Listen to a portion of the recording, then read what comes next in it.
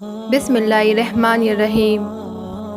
پیارے دوستو، فلسطین کی موجودہ صورتحال سے ہر کوئی واقف ہے اور غزہ کی جانب سے اسرائیل پر جو حملہ ہوا ہے اس بارے میں بھی پوری دنیا کو پتہ ہے۔ حماس کی طرف سے کیے جانے والے حملوں کے بعد اسرائیل بوکھلا کر پورے غزہ کو تباہ کرنے کی قسم کھا چکا ہے۔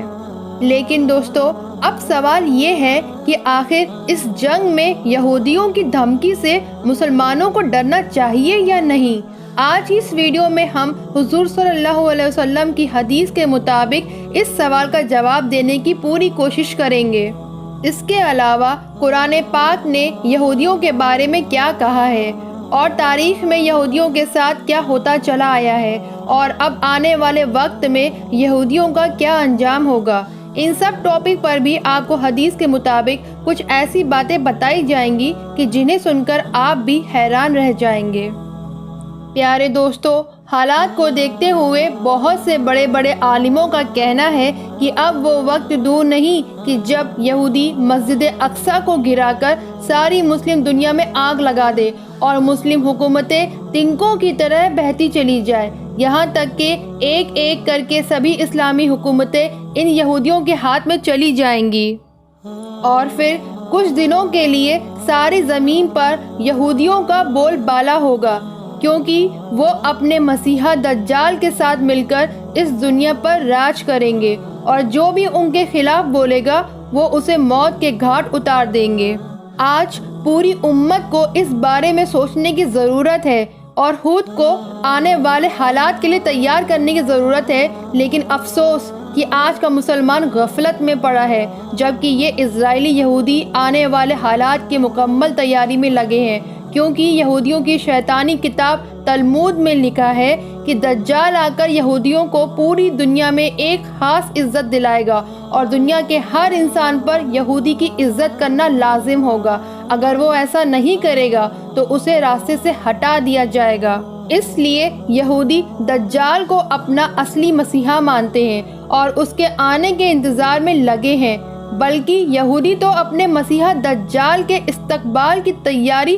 2000 سال سے کر رہے ہیں اور اب وہ اس حد تک پہنچ چکے ہیں کہ انہیں بھی یقین ہو گیا کہ اب ہمارا مسیحا دجال بس کچھ ہی سالوں میں ظاہر ہو جائے گا۔ اسی لیے جان بوجھ کر یہ جنگ بھڑکائی گئی اور حماس کے لوگوں کو موقع دیا گیا کہ وہ آ کر اسرائیل پر حملہ کرے تاکہ اسرائیل کو دکھانے کے لیے ایک بہانہ مل جائے اور پھر وہ معصوم فلسطینیوں کو قتل کر کے ان کی لاشوں پر اپنا ہیکل سلیمانی بنوا سکے۔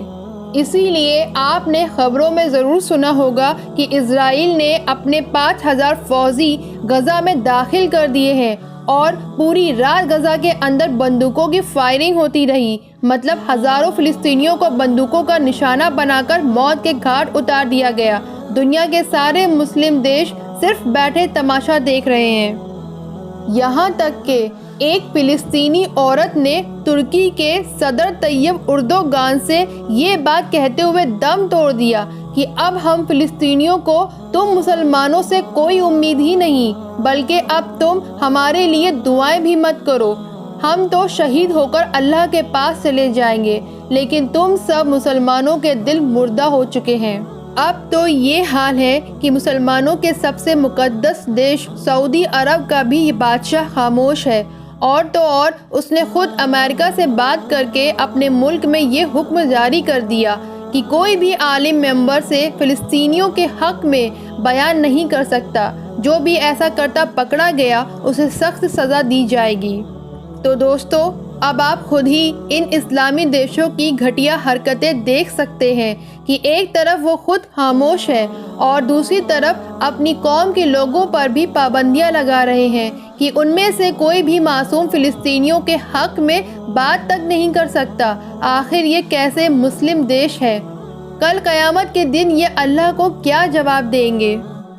قیامت سے قریب 10 بڑی نشانیوں میں سے ایک نشانی دجال کا نکلنا ہے۔ حضرت آدم علیہ السلام سے لے کر قیامت تک کوئی بھی فتنہ دجال سے بڑھ کر نہیں ہوگا، اسی لیے ہر ایک نبی نے اپنی امتوں کو دجال کے فتنے سے ضرور ڈرایا ہے، کیونکہ دوستو دجال کے بہکانے میں بڑے بڑے ایمان والے بھی آ جائیں گے تو عام لوگوں کا کیا ہی پوچھنا۔ یہاں تک کہ دجال ایک آدمی کو مارے گا اور پھر اسے زندہ کر دے گا، بنجر زمین کو حکم دے گا تو اس پر کھیتی لہرانے لگے گی، پیڑ کو حکم دے گا تو وہ بے موسم پھل نکالنے لگے گا، آسمان کو حکم دے گا تو بارش نازل ہونا شروع ہو جائے گی۔ آخر ایک بندہ جب دجال کا انکار کرے گا تو دجال اس سے کہے گا کہ آخر تم مجھے خدا ماننے کے لیے کیا دلیل دیکھنا چاہتے ہو؟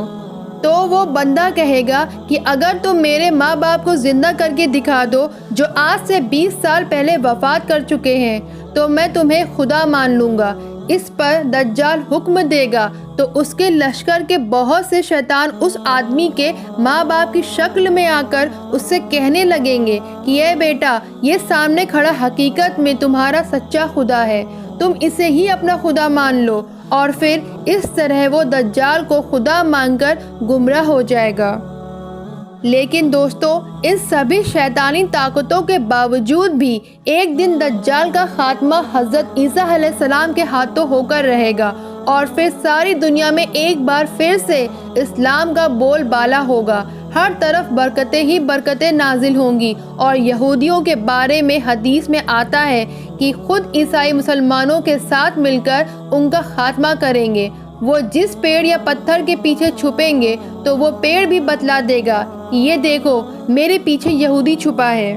صرف غرقت کا پیڑ ایسا ہوگا کہ جو اس بات کی خبر نہیں دے گا، اسی لیے یہودی کی طرف سے غرقت پیڑ لگانے کی ایک مہم چلائی جا رہی، اور آپ دیکھ سکتے ہیں کہ اس وقت اسرائیل میں سب سے زیادہ غرقت کا پیڑ پایا جاتا ہے، کیونکہ قرآن کے مطابق یہودیوں کو بھی اچھی طرح پتہ ہے کہ اسلام ایک سچا مذہب ہے اور آخر ایک دن ہمارا خاتمہ ہو کر رہے گا۔ لیکن دوستو کیا آپ جانتے ہیں کہ آخر یہودی ایسا کیوں کر رہے ہیں؟ وہ تاریخ میں معصوم لوگوں کو نشانہ بنا کر انہیں قتل کرتے کیوں آئے ہیں؟ تو اس کے پیچھے ان کی سب سے مقدس کتاب تلمود ہے۔ یہودیوں کے مذہب میں 2 کتابیں پائی جاتی ہیں، ایک تو وہ کتاب جو حضرت موسیٰ علیہ السلام پر تورات کی شکل میں نازل کی گئی، اور دوسری کتاب تلمود کہ جس کے بارے میں ان کے کچھ لوگ کا یہاں تک ماننا ہے کہ ہماری تلمود کتاب تورات سے بھی زیادہ افضل ہے۔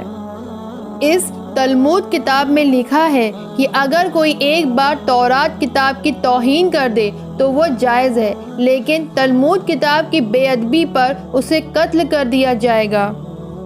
دوستو یہ تلمود کتاب ان کی کوئی مذہبی کتاب نہیں ہے، بلکہ ان کے عالموں نے یہ کتاب خود ہی لکھی ہے، اور یہ کئی صدیوں کے تجربوں پر حاوی ایک کتاب ہے۔ اس کتاب میں یہودیوں کی شروعات سے لے کر آج کے زمانے تک ہونے والے سبھی حالات لکھے ہیں کہ کب کب یہودیوں پر ظلم ہوا اور کب کب یہودیوں نے دوسری قوموں پر ظلم ڈھایا، یہودیوں کو سیاست کیسے کرنی چاہیے، ساری دنیا پر یہودی قوم کیسے راج کر سکتی ہے، اور جادو ٹونے کے سہارے سے لوگوں کو کیسے بیوقوف بنایا جاتا ہے۔ اسی طرح اس کتاب میں نبیوں کے بارے میں بھی بہت سی گھٹیا باتیں لکھی ہیں، یہاں تک کہ حضرت آدم علیہ السلام کو گالیاں تک دی گئی ہیں، حضرت مریم علیہ السلام پر گندا الزام لگایا گیا ہے، اور تو اور اس کتاب میں اللہ تعالیٰ کے بارے میں بھی بہت سی الٹی سیدھی باتیں لکھی ہیں کہ جن کو بیان کرتے ہوئے بھی ڈر لگتا ہے، لیکن آپ کی معلومات کی خاطر کچھ باتیں آپ کے سامنے بیان کرتی ہوں۔ اس کتاب میں لکھا ہے کہ اللہ تعالیٰ روزانہ 12 گھنٹے کام کرتے ہیں، جن میں سے 3 گھنٹے تو وہ یہودیوں کی مقدس کتاب تورات پڑھا کرتے ہیں، اور پھر 6 گھنٹے ساری دنیا کی مخلوق کو رزق دیتے ہیں، اور پھر 3 گھنٹے سمندر کی مچھلیوں کے ساتھ کھیلتے ہیں۔ اس کتاب میں لکھا ہے کہ اللہ تعالیٰ کو سب سے زیادہ محبت یہودی قوم سے ہے، اور یہودی قوم اللہ تعالیٰ کے بیٹے ہیں۔ اس میں لکھا ہے کہ اللہ تعالیٰ کو بھی اپنی ایک غلطی پر بہت زیادہ رونا آتا ہے، وہ غلطی ہے کہ اللہ نے اپنے حکم سے یہودیوں کے کعبہ ہیکل سلیمانی کو ایک بادشاہ کے ذریعے گرا دیا تھا۔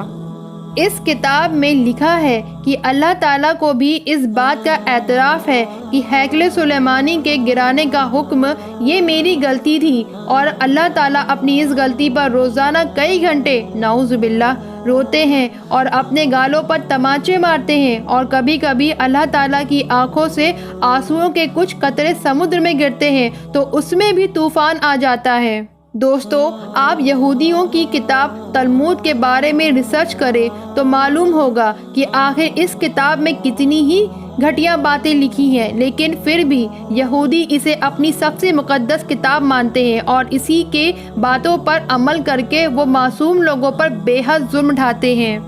یہودیوں نے اس کتاب کو ساری دنیا سے چھپا رکھا ہے، اور اگر کوئی یہودی اس کتاب کو لوگوں کے سامنے پیش کر دیتا ہے تو اس کی سزا صرف موت ہے۔ لیکن پھر بھی یہودی قوم میں بھی بہت سے اچھی سوچ رکھنے والے لوگ موجود ہیں جو ہمیشہ سے اپنی اس قوم کو سمجھاتے آئے ہیں کہ لوگوں پر ظلم کرنا ایک گناہ ہے، ہمیں ایک دوسرے کا ہمدرد بن کر رہنا چاہیے۔ اور ایسے ہی کچھ اچھے یہودی لوگوں نے دنیا کے سامنے تلمود کتاب کو ایکسپوز کیا کہ جس سے اب آپ بھی اس کے بہت سے پیراگراف گوگل پر جا کر پڑھ سکتے ہیں۔ اسے پڑھ کر آپ کو اندازہ ہوگا کہ آخر یہ یہودی مذہب کی سب سے مقدس کتاب کن کن سازشوں سے بھری ہوئی ہے۔